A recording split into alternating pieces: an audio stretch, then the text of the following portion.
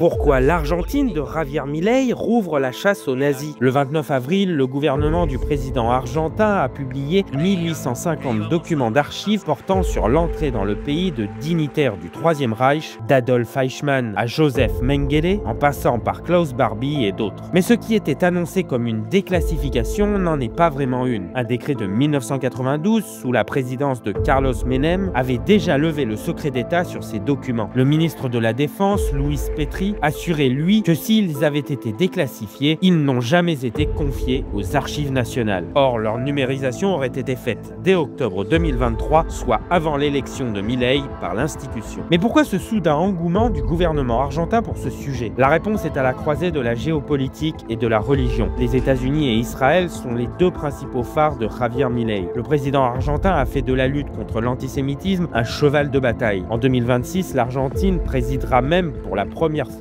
l'Alliance internationale pour la mémoire de l'Holocauste, dont elle est le seul membre latino-américain. Certains voient donc dans la supposée déclassification une fake news ou un coup de communication. D'autres y voient aussi un coup de maître contre le péronisme, en référence à Juan Perón, président de l'Argentine de 1946 à 1955 et de 1973 à 1974, dont Javier Milei est très critique et qui a accueilli des nazis dans son pays. Perón était un grand admirateur de Mussolini, ce qui l'a amené par capillarité vers le nazisme. Cependant, les relations entre les nazis et les gouvernements argentins commencent avant Perón. Le parti nazi lui-même commence à tisser des liens dans le pays dès la fin des années 1920. Les chiffres de la présence nazie en Argentine au lendemain de la Seconde Guerre mondiale varient selon les sources. 12 000 selon le centre Wiesenthal, spécialisé dans la chasse aux nazis, 5 000 selon le ministre de la Défense Luis Petri. Une commission créée en 1997 sur l'éclaircissement des activités des nazis en Argentine a identifié 180 criminels de guerre. Reste que pour des historiens, l'Argentine a déclassifié ses archives bien avant et de manière plus complète que les États-Unis